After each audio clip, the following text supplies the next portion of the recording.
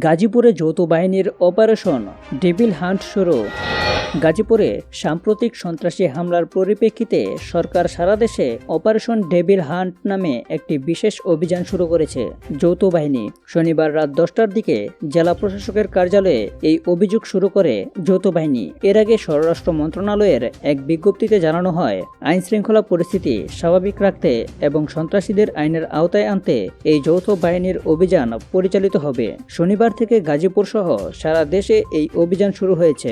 গতকাল শুক্রবার রাতে গাজীপুরে সাবেক মুক্তিযুদ্ধ বিষয়ক মন্ত্রী আকম মোজাম্মেল হকের বাড়িতে হামলা ও ভাঙচুরের ঘটনা ঘটে। এ সময় সেখানে বেশ কয়েকজন আহত হন।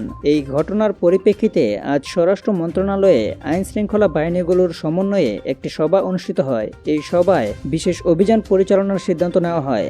স্বরাষ্ট্র মন্ত্রণালয়ের জনসংযোগ বিভাগের পরিচালক ফয়সল হোসেন জানান, অপারেশন ডেভিল হান্ট এর ব্যাপারে রোববার 9 ফেব্রুয়ারি প্রেস ব্রিফিং এর মাধ্যমে বিস্তারিত জানানো হবে।